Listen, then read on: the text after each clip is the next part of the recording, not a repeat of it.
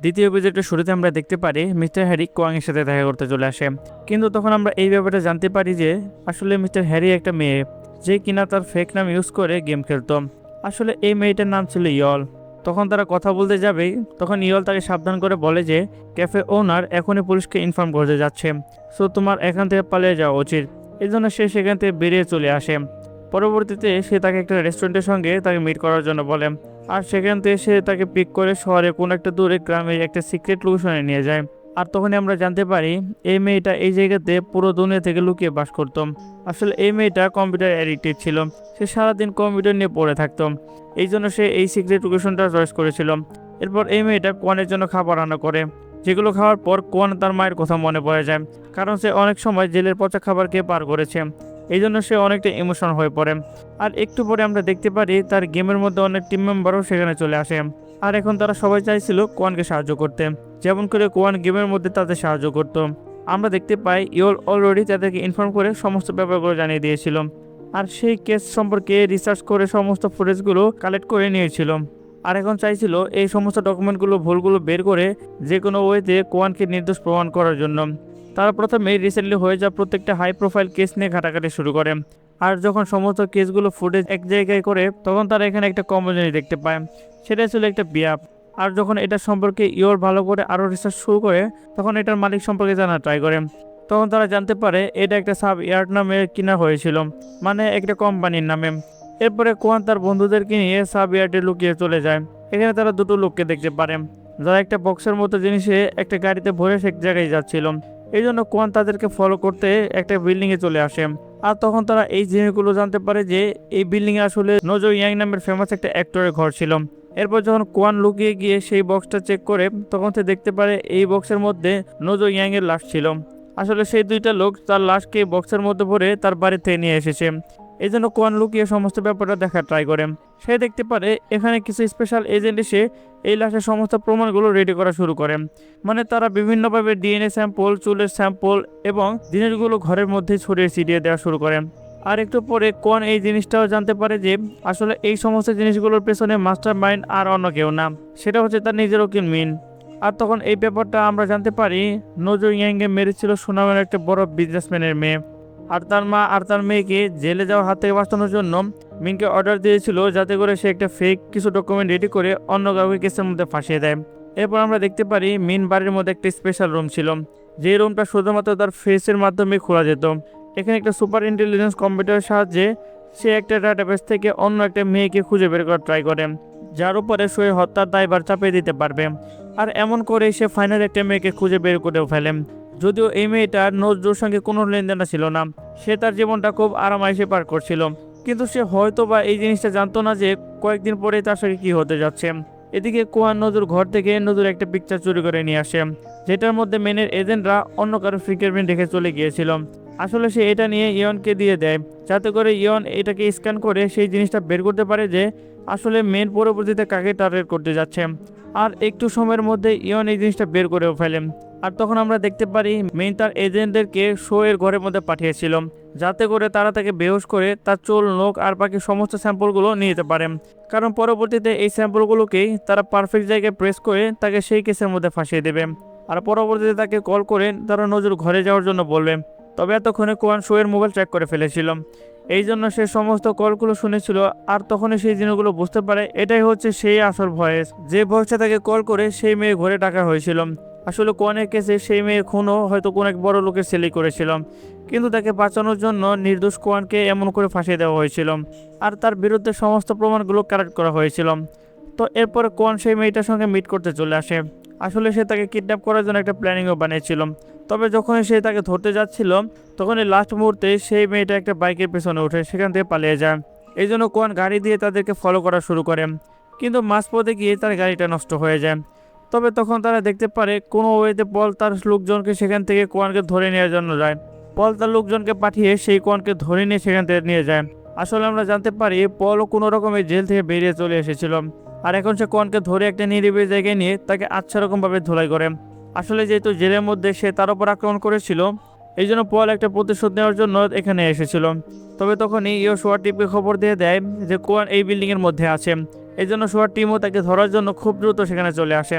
এখন সোয়ার টিম যখনই পলি লোকজনের হাত থেকে তাকে সেভ করে, ঠিক তখনই এই সুযোগে সদ্ব্যবহার করে সেখান থেকে পালিয়ে যায় কোয়াং। আর একটু সামনে যাওয়ার পরেই ইয়ল তাকে নেওয়ার জন্য গাড়ি নিয়ে চলে আসে, আর এই জন্য সে গাড়িতে চড়ে সেখান থেকে পালিয়ে যায়। তবে যখন রাস্তায় কোয়ান ইয়লকে জিজ্ঞাসা করে যে আসলে কিভাবে পল তার কাছে পৌঁছালো, তখন তারা তার মায়ের সেই নেকলেসটার মধ্যে একটা ট্র্যাকার পেয়ে যায়। আর তখনই ফাইনালি কোয়ান এই জিনিসটা বুঝতে পারে যে মেন তার উপর এখনও নজরদারি করছিলেন, কারণ মেন তাকে এই নেকলেসটা দিয়েছিল তার মায়ের শেষ স্মৃতি বলে। আসলে সে এটার মধ্যে একটা ট্র্যাকার প্রেস করে দিয়েছিল যাতে করে সবসময় তার উপর নজরদারি করতে পারে। এই জন্য কোয়ানকে বাধ্য হয়ে মনের উপরে পাথর চাপা দিয়ে তার মায়ের শেষ স্মৃতিটাকে ফেলে দিতে হয়। এরপর কোয়ানের টিম একটা স্পেশাল টাইপের ড্রোন বানায়, আর সেই ড্রোনটার মাধ্যমে মেনের ঘর বাড়ি স্ক্যান করার জন্য পাঠায়, কারণ তারা সন্দেহ করেছিল হয়তোবা এই ঘরের মধ্যে হাইটেক কম্পিউটার আছে যেটার মধ্যে সমস্ত মানুষের ডেটা আছে, কারণ সেই ডেটাগুলো ইউজ করেই তারা এই কাজগুলো করছে। আর ফাইনালি সেই ড্রোন দিয়ে স্ক্যান করার পরেই সৌভাগ্যবশত তারা সেই কম্পিউটারকে লোকেশনও পেয়ে যায়। এদিকে কোয়ান নজরুল ঘরের সমস্ত প্রমাণগুলো মুছে দিয়েছিল, আর সমস্ত জায়গায় মিনের পিকচার বসিয়ে দিয়েছিল। যখন মিন এই ব্যাপারে জানতে পারে, তখন সে তার এজেন্টদেরকে অর্ডার দিয়ে বলে যে এই ঘরে সমস্ত কিছু পরিষ্কার করে অন্য কোথাও ক্রাইম সিন বানানোর জন্য। তবে পরবর্তীতে কোয়ান তাদের উপর আক্রমণ করে নকল ডকুমেন্টওয়ালা ভ্যানটাকে উড়িয়ে দেয়। আর তখন আমরা এদিকে দেখতে পারি সুনামের সেই বিজনেস বড় মেয়েটাকে, যে কিনা মিথ্যা নাটক করে হসপিটালে অ্যাডমিট হয়েছিল, যাতে করে যখনই মিন এই ক্রাইম সিনে অন্য কাউকে ফাঁসিয়ে দিবে তখন সে এখান থেকে বেরিয়ে যেতে পারে। এই জন্য সে দ্রুত এখান থেকে বের হওয়ার জন্য তার বাবাকে প্রেশার দিচ্ছিল। এই জন্য তার বাবাও মেনকে এসে ধমকানো শুরু করে যাতে করে এই কেসটা দ্রুত সলভ করে। এতটুকু বলে সে সেখান থেকে বেরিয়ে চলে যায়। এই জন্য মেনও অন্য একটা জায়গায় ক্রাইম সিন বানানোর জন্য কাজ শুরু করে দেন। তবে আমরা দেখতে পারি এই ফাঁকে কোয়ানও তার উপর নজরদারি করে সেই লোকেশনটাও খুঁজে বের করে ফেলে। এই জন্য সে মেনের নাম করে সুনামকে সেই হাসপাতাল থেকে বের করে সেই লোকেশনে নিয়ে আসে। আর এমন করে কোয়ান যে আসল অপরাধী তাকে তার অপরাধের জন্য ধরিয়ে দিয়েছিল। আর এই জন্য মেনের প্ল্যানটাও পুরোপুরি ফেল হয়ে গিয়েছিল, যেই জন্য তার মাথা অনেকটা বেশি গরম হয়েছিল। আর আমরা দেখতে পারি সুনামের বাবা প্রচণ্ড রাগ করেছিল, কারণ তার মেয়ে এখন ফেঁসে গিয়েছে। তো একটু পরে কোয়ান মেনকে কল করে হুমকি দিয়ে বলে কয়েকদিন পরে পুরো দুনিয়ার সামনে তোমার সত্যটা আমি ফাঁস করে দেব। তবে এগুলো শোনার পর আমরা দেখতে পারি মেন একটু ভয় পেয়ে উল্টো পাল্টা পাগলের মতো হাসা শুরু করে। তখন এই জিনিসটা আমরা জানতে পারি যে সে আসলে এক ধরনের সাইকো ছিল। আসলে সে তাকে বলছিল যে এই কাজগুলো করতে করতে আমি বোর হয়ে গেছি, আমি আসলে নকল ক্রাইম সিন বানাতে বানাতে প্রচণ্ড বিরক্ত হয়ে গেছি। এখন কেউ না কেউ তো এসেছে যে কিনা আমাকে চ্যালেঞ্জ করার ট্রাই করছে। আমি চাই তুমি আমাকে চ্যালেঞ্জ করে আমার কাজের মধ্যে ডিফিকাল্টি ক্রিয়েট করা, কারণ এত সহজে পুলিশ আর কোর্টকে ফাঁকি দিতে দিতে আমি প্রচণ্ড বোর হয়ে গেছি। তবে আমরা দেখতে পারি যখন এই সমস্ত উল্টোপাল্টা কথাগুলো বলছিল তখনই কোন কলটা কেটে দিয়েছিল। তবে এতে করে মেনে আরও মাথা বেশি গরম হয়ে যায়। তখনই তার নজর পড়ে সামনে থাকা তার সেক্রেটারির ওপর, আর এটা দেখার পরে সে পুরোপুরি শকড হয়ে যায়। সে দেখতে পারে তার সেক্রেটারি অলরেডি অজ্ঞান হয়ে গেছে। সে এই জন্যই ক্লিয়ারিটি বুঝতে পারে যে আসলে এই কলটা তার মনোযোগ অন্যদিকে ঘোরানোর জন্য করানো হয়েছিল। কোয়ান অলরেডি তার ঘরের মধ্যে ঢুকে গিয়েছিল। এই জন্য মেন দৌড়ে তার সিক্রেট রুমের মধ্যে যাওয়া শুরু করে। তবে যাওয়ার সময় কোয়ান তাকে ধরে ফেলে আর তাকে আচ্ছা রকম ধুলাই করা শুরু করে। ফাইনালি তাকে পেটাতে তারা দুজনেই সেই হাইটেক রুমের মধ্যে চলে আসে। আর যখন কোয়ান তার হাইটেক কম্পিউটার দেখতে পারে তখন সেটা সে ওপেন করে সমস্ত ব্যাপারগুলো খুঁজে বের করার ট্রাই করে। এটার মধ্যে সে তাকে ফাঁসানোর সমস্ত ভিডিও ক্লিপগুলো পেয়ে যায়, এমনকি সে তার মায়ের ভিডিও ক্লিপগুলো পেয়ে গিয়েছিল, যেখানে সে দেখতে পারে তার মা একা তাকে বাঁচানোর জন্য সমস্ত জায়গায় সমস্ত রকম ট্রাই করেছিল। আর তখন মিন তাকে বলে যে তোমার মা এত সহজে মারা যাচ্ছিল না, তোমার মাকে আমি মেরেছি, কারণ সে বারবার প্রোটেস্ট করে মানুষের মধ্যে সিম্প্যাথি সৃষ্টি করেছিল, এমন করে আমার কাজের মধ্যে ডিফিকাল্টি ক্রিয়েট করেছিল। আর এই জন্য একটা সময় আমি তাকে বাধ্য হয়ে শেষ করে দিয়েছি। আর এটা শোনার পর কোয়ানের মাথা আরও বেশি গরম হয়ে যায়। সে পুরো পাগলের মতো করা শুরু করে। এই জন্য সে প্রচণ্ড রাগের মাথায় গিয়ে মেনকে আচ্ছারকমভাবে ধুলাই করা শুরু করে। এরপর সে মেনের হাইটেক কম্পিউটার থেকে সমস্ত ডাটাগুলো ইয়েলোর পেন ড্রাইভের মধ্যে সেভ করা শুরু করে। তবে তখনই পল তাকে কল করে জানিয়ে দেয় যে তোমার পুরো টিমকে আমি ধরে ফেলেছি, যদি তাদেরকে বাঁচাতে চাও খুব শীঘ্রই সেখানে চলে আসো, না হলে তাদের সবাইকে মেরে ফেলবো। তখন মেন তাকে বলে যে নেকলেসে লাগানো সেই ট্র্যাকারের মাধ্যমে আমরা ইয়লকে অ্যাড্রেসকে খুঁজে পেয়েছিলাম, এই জন্য এখন পলের মাধ্যমে তোমার গ্রুপকে আমি ধরিয়ে ফেলেছি। যদি 30 মিনিটের মধ্যে তুমি তাদেরকে সেভ করতে না পারো তাহলে পল তাদের সবাইকে শেষ করে দেবে। এখন কোয়ানের কাছে ডাটা ট্রান্সফার করার মতো সময় ছিল না, এই জন্য সে ডাটা ট্রান্সফার না করেই তার বন্ধুদের সেভ করার জন্য দৌড়ে বেরিয়ে পড়ে। তবে তখনই মেন তাকে কল দিয়ে জানায় যে তার পরবর্তী মিশনের জন্য ইয়লকে টার্গেট করে চুজ করেছে, আর তার এজেন্টরা গিয়ে তার ডিএনএ স্যাম্পল, চুলের স্যাম্পল, সমস্ত স্যাম্পলগুলো কালেক্ট করে নিয়েছে। এদিকে পল এখানে একজনকে শ্যুট করে দেয়, তবে তার নিশানা মিস করে যায়। তবে তখনই সেখানে সমস্ত আলো চলে যায়, আর এই সুযোগেই কোয়ান এখানে এসে পলি লোকজনদের সাথে মারামারি শুরু করে দেয়। মারামারির এক পর্যায়ে কোয়াং তার টিম মেম্বারদের নিয়ে একটা টিভি স্টেশনে দিকে যাওয়া শুরু করে। যদিও রাস্তায় তাদেরকে পল ও মেনের এজেন্ট সহ পুলিশরাও ফলো করছিল, তবে তাদের সবাইকে ফাঁকি দিয়ে তারা ফাইনালি টিভি স্টেশনের কাছাকাছি চলে আসে। তবে তখনই তারা দেখতে পারে মেইন টিভি স্টেশন হ্যাক করে কোয়ান এবং তার টিমকে ভয়ঙ্কর ক্রিমিনাল হিসেবে অ্যানাউন্স করে দিয়েছেন। একটু পরে যখন কোয়ান আর ইওল টিভি স্টেশনে চলে আসে, তখন বাকি মেম্বাররাও পুলিশদেরকে বিভ্রান্ত করার কাজ করছিল। আমরা দেখতে পারি খুব শীঘ্র ইওল এখান থেকে কম্পিউটার সিস্টেম চালু করে দেয়, আর এখান থেকে মিনের সমস্ত সত্যটা পুরো দুনিয়ার সামনে ফাঁস করা হচ্ছিল। তবে যতক্ষণ এই কাজগুলো করতো তার আগে পুলিশ ইওলকে বাদ দিয়ে তার টিমের বাকি মেম্বার থেকে অ্যারেস্ট করে ফেলেছিল।